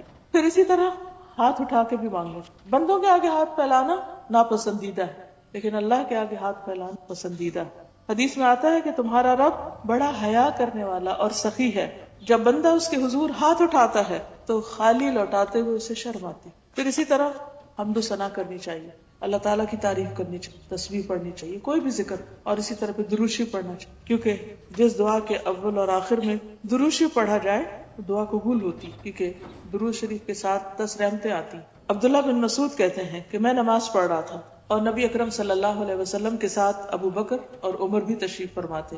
میں دعا کے لیے بیٹھا تو پہلے حمد و ثنا کی، پھر درود بھیجا، پھر اپنے لیے دعا کی. نبی صلی اللہ علیہ وسلم نے فرمایا اس طرح اللہ سے دعا کرو ضرور دیے جاؤ گے. پھر فرمایا اللہ تعالیٰ سے مانگو دیے جاؤ گے. یعنی ان کا یہ عمل آپ نے اپروو کیا.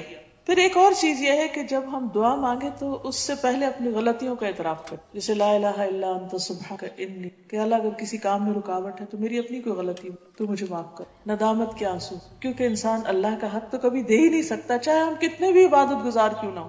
اگر ہم اپنا سارا مال بھی اللہ کے راستے میں دے دیں تو بھی حق ادا نہیں، کیونکہ اس نے اس سے زیادہ ہمیں دیا. اس لیے انسان جب اپنے گناہوں کی معافی مانگتا ہے اور ندامت میں روتا ہے تو وہ اللہ تعالیٰ کا پسندیدہ ہو جائے. اللہ تعالیٰ کو رحم آتا ہے ایسے بندے پر. حدیث میں آتا ہے کہ بے شک اللہ تعالیٰ بندے کی اس بات کو پسند کرتا ہے جب وہ کہتا ہے کہ لا الہ الا انت انی قد ظلمت نفسی فاغفر لی ذنوبی انہ لا یغفر الذنوب الا انت. جب یہ دعا کرتا ہے انسان، جس کا معنی ہے کہ لا الہ الا انت، تیرے سوا کوئی الہ نہیں، یقیناً میں نے اپنی جان پہ ظلم کیا، تو میرے گناہوں کو بخش دے، تیرے سوا کوئی گناہ معاف نہیں کر سکتا۔ تو یہ سن کر اللہ تعالیٰ خوشی سے فرماتا ہے کہ میرے بندے نے یہ جان لیا ہے کہ اس کا رب ہے جو معاف بھی کرتا ہے اور سزا بھی دیتا ہے۔ تو اللہ تعالیٰ اس بات پر خوش ہو جاتے ہیں کہ میرا بندہ میرے پاس آیا ہے اپنے غلطیوں کو دھونے کے لیے۔ تو اس کے بعد پھر اللہ تعالیٰ جب خوش ہوتے ہیں تو انسان اس سے مانگے تو اس میں قبولیت کے زیادہ چانسز۔ اور ایک اور روایت میں آتا ہے کہ غفرت لعبدی، میں نے اپنے بندے کو بخش دیا، معاف کر دیا، کیونکہ گناہ انسان کے رزق میں بھی رکاوٹ بنتے ہیں، گناہ انسان کی دعاؤں کی قبولیت میں بھی رکاوٹ بنتے ہیں۔ اس لیے انسان کو اپنے گناہوں کو دور کرنے کے لیے، ان کو ہٹانے کے لیے پہلے کام کرنا چاہیے۔ اسی طرح سب سے پہلے اپنے لیے مانگنا چاہیے، پھر والدین کے لیے، قریبی لوگوں کے لیے، پھر سب کے لیے۔ ربنا اغفر لی ولوالدی وللمؤمنین یوم یقوم الحساب۔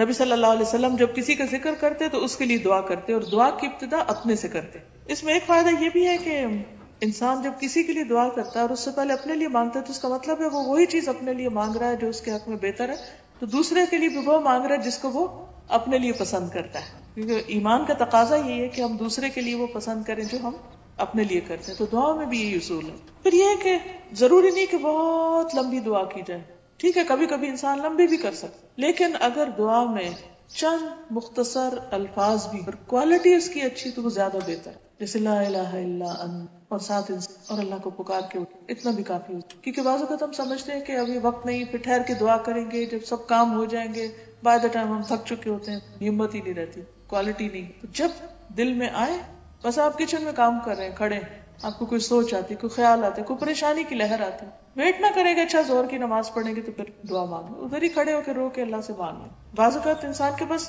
شارٹیسٹ ٹائم ہوتا ہے۔ یونس علیہ السلام نے مچھلی کے پیٹ میں کتنا مانگا، معلوم نہیں اس وقت ان کا حال کیا ہوگا، سانس بھی آ رہا ہوگا کہ نہیں، اتنے اندھیرے میں اور ایسی بند جگہ کے اوپر، لیکن اس وقت انہوں نے چھوٹے سے الفاظ میں اللہ تعالیٰ کو پکارا اور اللہ نے ان کی اتنی بڑی پریشانی دی، پھر وہ اتنے اندھیروں میں چلے گئے تھے، باہر نکل آئے۔ انبلیویبل، اگر قرآن میں یہ نہ لکھا ہوتا میں یقین ہی نہ آئے، لیکن وہ 1,00,000 دفعہ انہوں نے نہیں پڑھا۔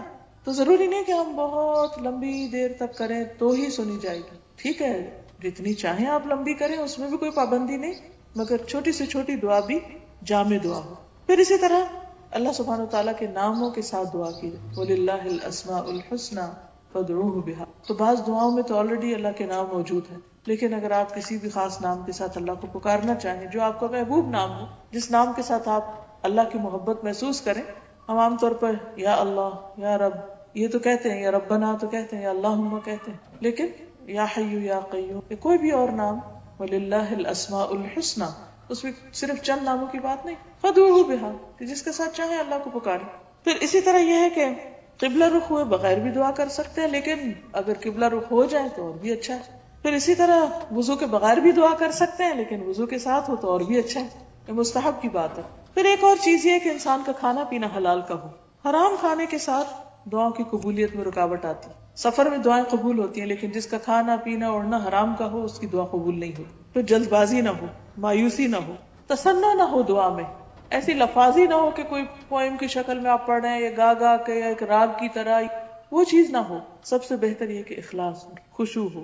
پھر کوشش کریں کہ کسی کے لیے بد دعا نہ ہو، چاہے وہ کوئی کتنا ہی تنگ کرے، کیونکہ ہو سکتا ہے کہ کوئی شخص بد دعا کرے کسی کے لیے اور اس کو پہنچنے کی بجائے وہ اسی پہ پلٹ آئے جس بد دعا کی، کیونکہ ہر انسان کی حقیقت تو اللہ ہی کو پتہ ہے۔ ایک شخص بظاہر ہماری نظر میں بہت خراب ہو سکتا ہے، ہمیں نہیں معلوم اس کا اللہ سے کیا تعلق ہے، وہ چھپ کر کون سی نیکیاں کر رہا ہے جو ہمیں معلوم ہی نہیں ہے۔ ہم تو لوگوں کی صرف ظاہریت کو جانتے ہیں، تو اس لیے ججمنٹل نہیں ہونا چاہیے، سرفیس ویلیو پہ لوگوں کے ساتھ معاملہ کرنا چاہیے۔ تو اس صورت میں انسان جب تک کوئی کفر کی حالت پر مرے نہیں تو بد دعا نہیں کرنی یا لعن طعن نہیں کرنی چاہیے، کیونکہ لعنت بھی پھر پلٹ آتی ہے لعنت کرنے والے پر۔ پھر قبولیت کے کچھ خاص اوقات جو ہیں، جیسے رات کا آخری حصہ ہے، سحری کا وقت، وَبِالْأَسْحَارِ هُمْ يَسْتَغْفِرُونَ، ایک حدیث میں آتا ہے کہ اس وقت اللہ سبحانہ وتعالیٰ رات کے آخری تہائی حصے میں آسمان دنیا پر اترتے ہیں اور فرماتے ہیں کہ کون ہے جو مجھ سے مانگے تو میں اس کی دعا قبول کروں۔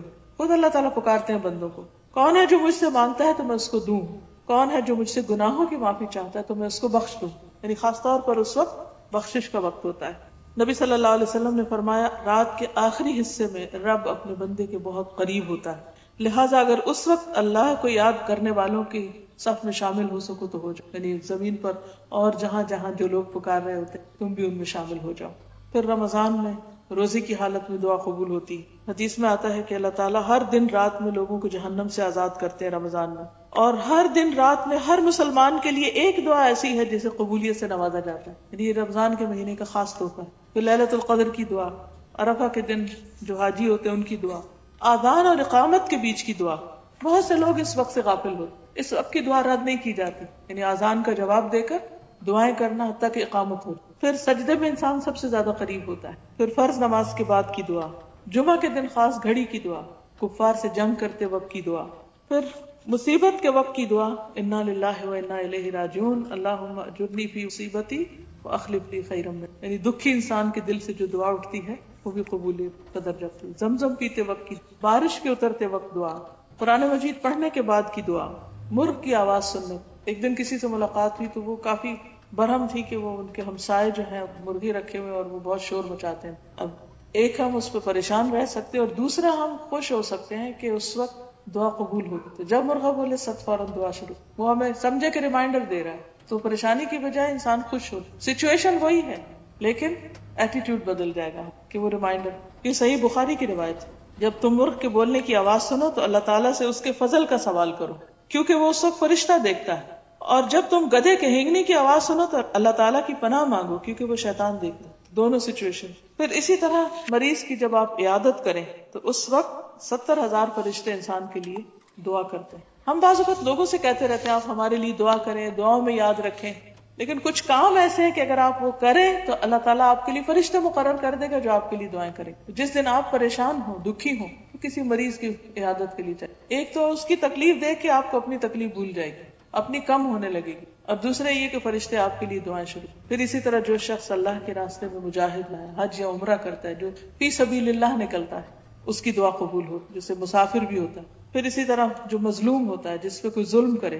پھر والد جو اپنی اولاد کے لیے دعا کرے، باپ کی دعا بچوں کے حق میں۔ پھر اسی طرح اولاد جو اپنے والدین کے حق میں دعائیں کرتے ہیں۔ مرنے کے بعد سارے اعمال ختم ہو جاتے ہیں سوائے 3 چیزوں کے، اس میں نمبر 1 ہے ولد صالح یدعو لہ، نیک اولاد جو اپنے والدین کے لیے دعا کرتے، اور صدقہ جاریہ مال میں سے اور علم میں سے جس سے لوگ فائدہ اٹھائیں۔ پھر کسی کی غیر موجودگی میں اس کے لیے دعا کرنا، کسی کو دکھی دیکھا اس کے لیے بیٹھ کے دعا کریں، کسی کو بیمار دیکھا اس کے لیے دعا کریں، کسی نے آپ سے اپنی کسی پریشانی کا ذکر کیا، اب آپ اپنے لیے دعا کریں، اس کے لیے بھی کریں۔ آپ چاہتے ہیں آپ کے بچوں کو ہدایت ملے، آپ دوسرے کو بچے کی ہدایت کی۔ آپ چاہتے ہیں آپ کو رزق ملے، آپ دوسروں کے لیے کشادگی۔ کوئی چیز جو آپ اپنے لیے چاہتے ہیں دوسروں کے لیے مانگنا چاہتے ہیں، اللہ تعالیٰ ایسا فرشتہ مقرر کرے گا جو آپ کے لیے دعا کرے گا کہ اللہ اس کو بھی عطا کر جو دوسرے کے لیے مانگ۔ پھر اسی طرح عادل حکمران جو ہے اس کی دعا قبول ہوتی۔ پھر وہ شخص جو خوشحالی میں دعا کرتا ہے، جب وہ تنگی میں آتا ہے تو اس کی بھی دعا قبول ہوتی، کیونکہ حدیث میں آتا ہے جو شخص یہ چاہتا ہے کہ اللہ تعالیٰ سختی اور غم میں، تکلیف میں اس کی دعا قبول کرے تو اسے چاہیے کہ خوشحالی میں بکثرت دعا کرے۔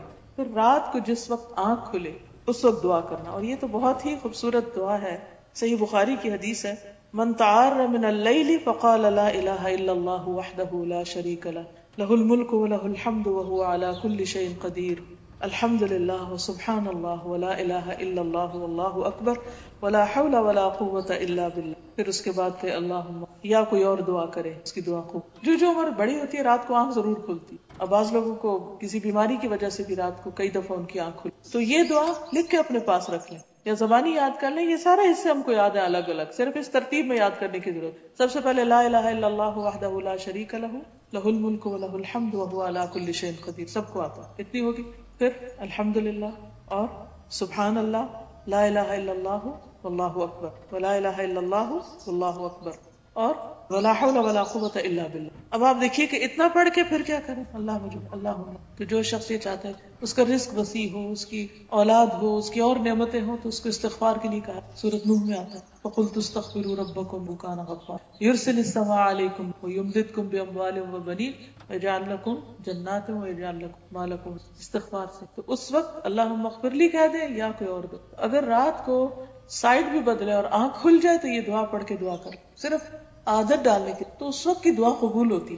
اور اگر خاص طور اگر رات کے پچھلے حصے میں آنکھ کھلے تو اس وقت اور بھی اللہ تعالیٰ آسمان پہ دیکھ رہے ہوتے ہیں کہ کون مجھ سے مانگے کہ میں اس کو دوں، لیکن ہم ان اوقات کو بعض اوقات غفلت سے، بعض اوقات بھول کے ضائع کر دیتے۔ تو آج کی اس گفتگو اور شام کی اس مجلس کا مقصد یہی تھا کہ میں اپنے آپ کو اور آپ سب کو بھی ریمائنڈ کراؤں کہ دعاؤں میں اور زیادہ اور زیادہ آگے بڑھے، بجائے اس کے کہ پریشان بیٹھے سوچے، اس سوچنے کے وقت کو بھی دعا کے لیے استعمال، بجائے اس کے کہ دل میں ہر وقت اپنے آپ کو کاٹتے رہیں اور غمگین رہیں اور پریشان رہیں اور آنسو بہاتے، اس رونے کو بھی دعا میں بدل لیں. تو انشاءاللہ قیامت کے دن جب انسان ان دعاؤں کو بھی جو قبول نہیں ہوئی ان کا اجر دیکھے گا تو انسان چاہے گا کاش دنیا میں ایک بھی دعا قبول نہیں ہوئی اور سب کا اجر آج مجھے یہاں ملتا. کیونکہ بعض اوقات انسان کی باقی نیکیاں اتنی نہیں ہوتی، لیکن یہ جو دعائیں مانگتا رہتا ہے وہ اس کے اعمال میں بہت زیادہ اضافے کا ذریعہ بن جاتے ہیں. پھر ایک حدیث میں آتا ہے کہ 3 بندے ایسے ہیں جن کی دعا اللہ تعالیٰ رد نہیں کرتا.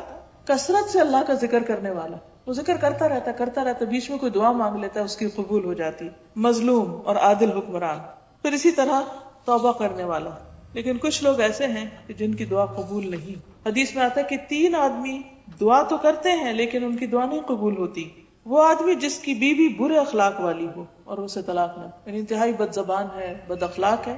وہ آدمی جس نے کسی سے قرضہ لینا ہے لیکن اس پر کوئی گواہ نہ بنایا، تو وہ مانتا ہے کہ مجھے واپس مل جائے میرا پیسہ لیکن کوئی گواہ نہیں. اور وہ آدمی جس نے بے وقوف آدمی کو مال دے دیا، حالانکہ اللہ تعالیٰ نے فرمایا کہ اپنے مال بے وقوفوں کے حوالے نہ کرو. کسی ایسے شخص کے ساتھ پارٹنرشپ کی یا انویسٹمنٹ کی کہ جو بے وقوف تھا، اس کو سمجھ ہی نہیں تھی اس کام کی. بعض اوقات لوگ اپنی باتوں سے لوگوں کو بے وقوف بنا لیتے ہیں اور لوگ اپنا بڑا بڑا پیسہ گنوا بیٹھتے ہیں. اور وہ انسان دعا کرتے ہیں اللہ وہ میرا پیسہ واپس آئے، میرا جو قرض دیا تھا واپس آئے، میری پریشانی دور ہو، لیکن ان کی نہیں سنی جاتی جو اس طرح کا کام کرے. پھر اسی طرح اللہ تعالیٰ فرماتے ہیں کہ نیکی کا حکم دو اور برائی سے روکو، اس سے پہلے کہ تم مجھے پکارو اور میں تمہاری دعا قبول نہ کروں.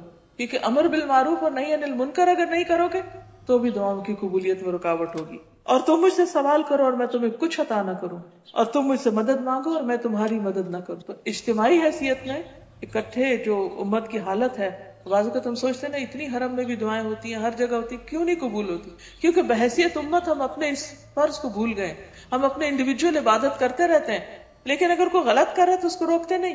کوئی کسی کی غیبت کر رہا ہے، کوئی ظلم کر رہا ہے، کوئی کسی کو ستا رہا ہے، اور ہم مشورہ اس کو دے سکتے ہیں، ہم اس کو سمجھا سکتے ہیں، لیکن ہم کہتے ہیں ہم کیا کریں، وہ نہیں سنے گا. نہیں سنے گا یا نہیں، آپ اس کو بتا دو ایک دفعہ. کوئی برا کر رہا ہے تو روک دو، اور اچھی بات پتا ہے تو شیئر کرو کسی بھی طرح. تو جب آپ اچھی بات دوسروں سے شیئر کرتے، نیکیوں کے دروازے لوگوں کے لیے کھولتے، تو اللہ تعالیٰ آپ کی دعائیں قبول کرتا ہے. پھر ایک اور حدیث میں آتا ہے، المعجم الاوسط طبرانی کی حدیث ہے، آدھی رات کو آسمان کے دروازے کھولے جاتے ہیں اور پکارنے والا آواز دیتا ہے کہ ہے کوئی دعا کرنے والا کہ اس کی دعا قبول کی جائے، ہے کوئی مانگنے والا کہ اسے دیا جائے، ہے کوئی مصیبت زدہ کہ اس کی مصیبت دور کر دی جائے. پھر جو مسلمان اس وقت دعا کرتا ہے اس کی دعا قبول ہوتی، مگر زانیہ عورت جو اپنی شرمگاہ کے ذریعے کمائی کرتی اور ٹیکس وصول کرنے والے کی دعا کو، زنا یا حرام کام کرنے والوں کی قبول نہیں ہوتی، کیونکہ ان کو اپنے اس عمل کو بدلنے کی ضرورت ہے. کیونکہ گناہ انسان کی دعاؤں کی قبولیت میں رکاوٹ بن جاتے ہیں، اور خاص طور پر کبیرہ گناہ جیسے شرک ہے، والدین کی نافرمانی ہے. اب کوئی شخص اپنے ماں باپ کو ستاتا ہے یا اسی طرح زنا یا شراب اور ان حرام کاموں میں پڑا ہوا ہے، تو پھر اس کے لیے مشکلیں بڑھتی چلی جاتی. تو ان گناہوں پر توبہ کر کے اللہ کی طرف رجوع کرنے کی اللہ تعالیٰ ہم اپنی رحمت فرمائے اور ہمارے گناہوں کو معاف کر دے اور ہمارے دلوں کی پکار کو سنتا رہے. وآخر دعوانا الحمدللہ. قرض دیتے ہوئے گواہ نہ بنائے. تو اب اسے قرضہ واپس چاہیے تو اسے مل رہا اور وہ دعائیں مانگ رہا ہے، لیکن اب اس کی نہیں سنی جائے گی کہ his own fault. جیسے قرآن مجید میں اللہ تعالیٰ فرماتے ہیں نا، ان اللہ یأمرکم ان تؤدوا الامانات الی اہلہا، اللہ تم کو حکم دیتا ہے کہ امانتیں اہل کے سپرد کرو، یہ اللہ کا حکم. اور آخر میں آتا ہے نا کہ نعما یعظکم بہ، کتنی اچھی تم کو نصیحت کرتا ہے. لیکن جب انسان ایسے شخص کے ہاتھ میں اپنی چابی دے دیتا ہے، مثلا کار دے دیا اپنے بچے کو کہ جس کو چلانی نہیں، ایکسیڈنٹ کر کے، تو اب آپ رو رہے ہیں تو غلطی کس کی ہے؟ آپ نے نااہل کو چیز دی. اسی طرح کوئی کام آپ نے کسی کو دیا اور وہ بگاڑ کے لے آیا، مثلا آپ نے میڈ کو کوئی ایسی چیز دی کرنے کے لیے، اس کو آتا ہی نہیں، سکھایا ہی نہیں، نااہل، انکوالیفائڈ ہے، اور وہ خرابی کر کے لے، تب آپ اپنے آپ کو روئیں کیونکہ غلطی اپنی ہے. ٹھیک ہے. تو اسی طرح یہاں بھی اللہ نے آپ کو حکم دیا تھا، قرآن مجید میں آتا ہے اذا تداینتم بدین، جب تم قرض کا لین دین کرو فاکتبوہ، لکھو اس کو. اگر آپ نے نہ لکھا، نہ کسی کو گواہ بنایا، اور دوسرا مکر گیا، وہ آگے سے ہاتھ ہی نہیں آ رہا، تو پھر اپنی غلطی. بھئی پیسے آپ دے رہے ہیں، کیوں برا مانے؟ ایسا کریں لکھ کے لے جائیں، وہ کہے چاہے کچھ نہیں، کاغذ پر لکھیں اور ساتھ پیسے رکھ لیں اور ساتھ کاغذ رکھ لیں. تو ہنستے ہنستے کہیں کہ یہ آپ گن لیں، تو اس سے میرا خیال ہے سائن بھی کر لیتے، اچھا ہوتا ہے، اللہ کا حکم بھی ہے. بس ایسا کہ یہی امر بالمعروف ہے کہ اللہ کا حکم ہے، کوئی حرج نہیں، مجھے آپ پہ ٹرسٹ ہے، لیکن اللہ کا حکم لکھ کے پڑے. جی ہاں، نہیں یہ نہیں کہ کوئی بھی نہیں، یعنی اس معاملے میں بس انسان پھر اللہ سے اقرار کرے، اللہ مجھ سے غلطی ہوگی، اب نہیں پتا تھا، غلطی کر بیٹھے، اب آپ ڈبو دیا، اب وہ تو ٹھیک ہے، اللہ ہم کو معاف کر دے. یہ ہماری غلطی تھی نا کہ ہم نے پرکھا نہیں، جانچا نہیں، تو وہ ٹھیک ہے، اللہ تعالیٰ ہمارے نقصان کی وجہ سے، صبر کی وجہ سے ہم کو اجر دے گا. لیکن یہ یاد رکھیے کہ جتنی بھی اس طرح کی آیات یا احادیث ہیں، اب جیسے بیوی بد زبان ہے تو مال نہ اہل کے سپرد کیا تو قرضہ نہیں لکھا، تو جہاں ہم نے اللہ کا حکم توڑ دیا تو پھر اپنے لیے خود مشکلات کو راہ دی. یعنی یہ احکام اللہ تعالیٰ نے پریکاشن کے طور پر بھی ہمیں بتائے. یہ جو بیوی کے ہو سکتا ہے بہت سے لوگوں کو یہ آ رہا ہوگا یہ کیا بات ہوئی کہ آخر عورت کو پریشانی ہوتی ہے، پھر اس کا سارا غصہ زبان سے ہی نکلتا ہے، تو کیا پھر عورت کو طلاق دے؟ بات یہ ہے کہ عورت کا جو کردار ہے یا رول ہے گھر میں، وہ صرف ایک بیوی یا ایک ماں کا نہیں، نسلوں کی ڈیمیجنگ ہوتی، کہ وہ جو کچھ کرتی ہے بچے اس سے سب اثر قبول کرتے. ایک ماں کے اگر 5 بچے ہیں اور ماں باپ سے لڑتی رہتی ہے ہر وقت، اس کی عزت نہیں کرتی، تو وہ بیٹیاں کیا سیکھیں، باقی بچے کیا دیکھ کے ان تک کیا اخلاق جا رہا ہے. اس کا ضروری مطلب یہ نہیں ہے کہ آدمی طلاق سے ہی بات شروع کرے. قرآن مجید میں اور بھی سٹیپس بتائے گئے ہیں جو نشوز کے حل کے لیے ہیں. اس میں ایک طرف تو مرد کو اس کا فرض پہچاننے کے لیے کہا گیا، دوسری طرف عورت کو بھی انڈائریکٹ وارننگ ہے کہ دیکھو بدتمیزی اور بد اخلاقی تمہارا حق نہیں ہے، تم بہت سے حقوق سے مزید محروم ہو جاؤ گے اگر تم نے ایسا کیا. ایک شخص آیا عمر کے پاس، اپنے بچے کی شکایت لے، بیٹے کو بھی ساتھ لایا، کیا امیر المومنین یہ میرا بیٹا بہت بدتمیز ہے، یہ میری بات نہیں سنتا. حضرت عمر نے اس کو ڈانٹا بچے کو کہ کیوں نہیں تم باپ کی بات سنتے؟ تو اس نے کہا کہ کیا بچے کا بھی باپ پر کوئی حق ہے؟ انہوں نے کہا کہ ہاں بالکل ہے. کیا ہے؟ کہا کہ وہ اس کے لیے نیک ماں کا انتخاب کرے، اس کا نام اچھا رکھے اور اس کو قرآن کی تعلیم. تو بچہ بولا کہ میرے باپ نے مجوسی لونڈی سے شادی کی، نام میرا جعل رکھا ہے جس کا مطلب ہوتا ہے سیاہ، بدفام، بدصورت، اور قرآن کی تعلیم تو اس نے دی. اب جب اس نے اپنے فرض نہیں پورے کیے تو مجھ سے کس بات کی؟ تو باپ اپنی اولاد کو سب سے بہترین چیز جو دے سکتا ہے وہ کیا ہے کہ شادی کے وقت صرف اپنی خواہشات اور جذبات کو نہ دیکھے بلکہ نیک عورت سے شادی کرے، کیونکہ گھر کا ماحول بھی اچھا ہوگا، پھر اولاد بھی نیک ہوگی اور پھر وہ بھی اطاعت گزار اور فرمانبردار ہوگی، کیونکہ ماں ان کو ادب اور اخلاق سکھائے گی. اور نام اچھا رکھنا اس لیے ضروری ہے کہ انسان ہر وقت نام سے پکارتا ہے. بعض لوگ بچوں کو ان کے نام اچھے رکھنے کے باوجود بھی غلط قسم کے نک نیم سے پکارتے ہیں، شیطان کہہ کے پکارتے ہیں، کبھی کچھ کہتے ہیں، یہ بڑے شیطان بچے. یعنی ہر دوسری ماں کو دیکھا ہے کہ وہ بچوں کی شرارتوں کو شیطانیاں کہہ رہی ہیں. بچے معصوم، یعنی الفاظ کا چناؤ بھی ہمارا اچھا. پھر اسی طرح یہ ہے کہ قرآن کی تعلیم لازم ہے کہ ہم ہر طرح کی تعلیم کے لیے فکر کرتے ہیں، محنت کرتے ہیں، لیکن اللہ کی کتاب کی طرف ان کو. اس لیے اگر ہمیں بچوں سے کوئی شکایت ہو تو پہلے ہم نے کیا کیا اور اس کے لیے پھر حل کیا، واپس اپنے گناہوں کا اعتراف، اپنی اصلاح، اچھے رول ماڈل بن کے پھر بچوں کو. کیونکہ ہم ایک حکم پر تو عمل کر لیتے ہیں کہ وہ اس سے شادی کرے، باقی سارے فرائض بھلا دیتے ہیں کہ اس کو بھی دین سکھانا ہے اور اپنے بچوں کے دین کا بھی انتظام کرنا ہے. کیونکہ دین کے صرف ایک حکم پر یا ایک رخصت پر عمل کر کے سب کچھ ٹھیک نہیں ہوتا. دوسرے ایک حضرت عمر نے تو روک دیا تھا نا پھر کہ اگر حالات ایسے ہوں کہ مسلمان نسل بگڑنے کا اندیشہ ہو تو اس اجازت یا رخصت کے اوپر بین بھی لگایا جا سکتا. بعض اوقات ماں باپ لگا سکتا ہے، بعض اوقات کوئی اور لگا سکتا ہے. اصل میں قرآن مجید میں اللہ تعالیٰ فرماتے ہیں یا ایھا الذین آمنوا قوا انفسکم واہلیکم نارا. تو کیا اس میں پھر اہل میں اگر وہ بیوی آ گئی تو اس کو آگ سے نہیں، اس کو ویسے ہی چھوڑ دینا. وہ صرف ایک رخصت ہے کیونکہ اس میں اس کے اسلام لانے کے چانسز بہت ہیں. اور آپ دیکھیں کہ میجورٹی کنورژن کس کے تھرو ہوئی؟ عورتوں، اور وہ شادی کی وجہ سے. تو اگر یہ دروازہ بند کر دیا جاتا تو بہت سے لوگ جو ان کے لیے اسلام کا دروازہ بند ہو. وہاں ایک اور مسئلہ ہے، لیکن دین کو ایز اے ہول نہیں، صرف ایک پارٹ کو نہیں، ایک جز کو نہیں. دیکھیے بتانے کے لیے پہلے تو خیر خواہی بہت ضروری، اور ہمیں ہر مسلمان کی خیر خواہی کا حکم دیا گیا ہے، الدین والنصیحہ. تو ہر ایک سے خیر خواہی. جب آپ کسی کو دیکھتے ہیں کہ وہ جا رہا ہے کسی ہلاکت کے گڑھے میں تو کیا آپ اس کو روکیں گے؟ نہیں. کوئی شخص غلط کر رہا ہے اس کو پکڑیں. دنیا میں اگر کوئی کسی ڈچ میں جانے والا ہو تو ہم کھینچ کے بھی پکڑیں، چیخ کے بھی پکڑیں. ہم یہ نہیں سوچیں گے برا مان رہا ہے. جہنم کا گڑھا اس سے بڑا ہے. جب اس طرف کوئی جا رہا تھا ہمیں کیوں نہیں دکھائی دیتا؟ جب اینڈ اس کا نظر آئے گا نا ہم کو کہ وہ کہاں پہنچنے والا ہے تو ہم چیخ اٹھے یا اللہ ایسے کیسے چھوڑ دوں. نہیں چھوڑ سکتے ان کو. ایسے پیار سے مانے، ڈانٹ کے مانے، کچھ بھی کریں، ان کو روکنا ہے. پھر انشاءاللہ اللہ تعالیٰ رستے بھی سکھا دے گا اور آسان بھی کر دے گا. اور کوئی کام کرنے سے آتا ہے، کرتے کرتے تجربہ ہو جاتا ہے، کیونکہ ہم نے کبھی کیا نہیں ہوتا تو اس لیے شروع میں غلطیاں بہت ہوتی، پھر سیکھ جاتا ہے انسان.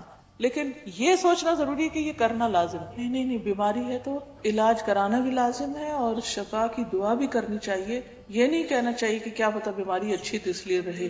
نہ، آپ مانگیں پھر اللہ کو پتا ہے کہ آپ کو کیا دینا اور کیا نہیں، کیونکہ وہ ہم سے زیادہ ہمارے حق میں بہتر فیصلہ کرے. عسیٰ ان تحبوا شیئا وہو شر لکم وعسیٰ ان تکرہوا شیئا وہو خیر لکم. ثانی عورت ٹیکس کلیکٹر، یہ ظلم کے ساتھ لوگوں اس کے مال کا، وہ تو ایک اوور آل عوام کی صورت لازم نہیں کرنا. آپ کر بھی لے نہ کرے، لیکن بعض کرتے ہیں کہ نہیں ہاتھ اٹھا کر بالکل ویسے بھی کر سکتے، کر لیں کوئی حرج نہیں، بس اسے فرض نہ بنا. فرض کر وہ ٹھیک ہے، لیکن نماز چونکہ حدیث میں واضح الفاظ میں آتے کہ فرض کے بعد دعا قبول، چاہے اندر مانگے ہو بعد میں، کیونکہ وہ قبولیت کا وقت. عربی میں مانگے، عربی میں فرض نماز میں تو آپ کوئی مسنون ہی مانگے کہ نفل وغیرہ پڑھتے، اس میں یہ ہے کہ انسان یا حدیث اگر مانگتا رہے تو اللہ کی رحمت آ جائے، لمبی چوڑی اور سب کچھ کور ہو جائے، سب کچھ اللہ کی رحمت آ گئی، ہر مسئلہ حل ہو. تو مختصر اپنی اردو وغیرہ انگلش نماز کے سجدے کہ نماز ایک فارمل عبادت، فارمل آپ ان پہ شرط لگا دیں کہ آئندہ مجھے فون کرنے سے پہلے 2 نفل پڑھ کے دعا کر کے مجھے سے بات کر. یس، کیونکہ اصل میں خرابی یہاں ہوتی ہے کہ ہم ہر وقت اپنے جو دل میں پریشانی وہ لوگوں سے شیئر کرتے رہتے ہیں، اور کر کے پھر مطمئن ہو جاتے ہیں، وہ اندر ابال آتا ہے وہ نکال دیتے ہیں اور اللہ کی طرف رجوع نہیں کرتے. کیونکہ اگر اس وقت کو بھی اللہ سے مانگنے میں لگائے تو ایک تو مسئلہ حل ہو، اور دوسرا یہ کہ لوگوں کو پریشان نہ. جی ہاں، اس وقت نہیں رونا، وہ ایک دن پہلے رونا، ان کے سامنے بیٹھ کے. دیکھیے 2-3 چیزیں ہیں کہ ایک تو ریزن جانے، کوئی بھی مسئلہ پیش آئے ریزن جانے کہ مسئلہ کیوں پیش آ رہا ہے. مثلا اگر یہاں اس وقت پانی ہو تو آپ کیا کریں گے؟ یہاں پانی اگر آ جائے کیا سوچیں گے؟ کہاں سے آئے، کدھر سے آ رہا ہے، اچھا وہاں سے آ رہا ہے، پھر آپ بھاگیں گے اس کو بند کرنے، پھر آپ وہاں سے ہٹ جائیں. صرف وہاں سے ہٹنا کافی نہیں، اس کو بند کرنا بھی ضروری ہے. تو جب تک پیچھے سے وہ ریزن نہیں بند ہوگی تو صبح نہیں اٹھے. کیوں؟ لیٹ سوتے ہیں، کیوں؟ احساس نہیں ہے، سزا نہیں پتا. اور صرف یہ حدیث اگر صحیح شعور کے ساتھ بٹھا کے بتا دی، جو فجر کی نماز قضا کرتا ہے وہ اللہ کی حفاظت سے نکلتا، اللہ اس کا ضامن نہیں کس مصیبت میں. دوسری بات یہ کہ مجھے جو چیز بہت فائدہ دی تھی، میں نے اپنے بیٹے سے کہا تھا کہ تم نیت کر لو کہ مجھے اٹھنا ہے، تو دیکھو اللہ آسان کرے گا، اور الحمدللہ اس کو اس سے فائدہ ہوا. پھر یہ ہے کہ آہستہ آہستہ اس پہ لائے کہ خود اٹھنا ہے، ٹیک ریسپانسبلٹی. جی ان پہ ڈالیں کہ ناؤ یو آر ریسپانسبل. جب مثلا 15 سال کے ہو جائے، 16 کے ہو جائے، یعنی 17 کے ہو جائے، انہوں نے کہا تمہارا معاملہ اللہ. کان رکھے الارم بج رہا ہے یا نہیں. ہاں یہ ہوتا ہے واقعی، آج میرے ساتھ یہی ہوا، اس کے الارم سے میری آنکھ کھلی، تو یہ ہوتا ہے. لیکن یہ کہ پھر جب الارم بند ہو تو بھی ذرا سا کان ضرور رکھے، واش روم کی لائٹ آن ہوئی ہے کہ نہیں، پانی گر رہا ہے کہ نہیں. اگر ہو تو بس بے فکر ہو جائے، یا ایک آواز دے دیں کہ جواب آ گیا تو لیکن سلولی اینڈ گریجولی. مگر سب سے پہلے آپ کا کنونس ہونا بہت ضروری ہے کہ یہ تو کرا کے چھوڑ. اللہ سے دعا بھی کرے کہ اللہ ان کے لیے آسانی کرے. کوشش، دعا، اور ان کو اس وقت کچھ نہیں کہنا، الگ بیٹھ کے سمجھا. اور ایک وقت میں ساری باتیں نہیں سمجھانی، ایک وقت میں ایک بات، جب وہ ہو جائے پھر دوسری، جب وہ ہو جائے پھر تیسری. ہم جلدی چاہتے ہیں لیکن وہ جلدی کر نہیں سکتے، الگ طریقہ. اور پھر یہ کہ پھر اگلے سٹیپ پہ مسجد، فجر میں مسجد، ساری نمازیں مسجد میں ہو جائیں گی. فجر بہت مشکل، یہ آخری چیز آئے گی. ریئلائزیشن، ان کے اندر ریئلائزیشن ہوگی تو آپ کی ذمہ داری ختم ہے، وہ پیدا کرنے کی کوشش، روٹ کاز جانا انشاءاللہ. اور سب سے بڑی بات یہ کہ دعا سب سے زیادہ فائدہ مند، اور ماں کی دعا اور باپ کی دعا. اپنے ہسبینڈ سے کہیے، میں اپنے ہسبینڈ سے کہتی ہوں جب کوئی مشکل ہوتی ہے، میں کہتی ہوں حدیث میں آتا ہے باپ کی دعا بچے کے حق. اس کا نہیں کہ ماں کی نہیں قبول ہوگی، لیکن یہ کہ مائیں تو ہر وقت ہی کرتی رہتی. باپ جب کرتے ہیں تو واقعی سیریس ہو کے کرتے ہیں، تو وہ پھر ان کو کہیں کہ آپ دعا کریں اس چیز کے بارے میں. اور اگر وہ ریسپانسبلٹی لے لیں بہت سی مشکل آسان، دعا ہی تو ٹھیک کرے گی ان کو. ہم نہیں ہدایت دیتے، اللہ دیتا ہے.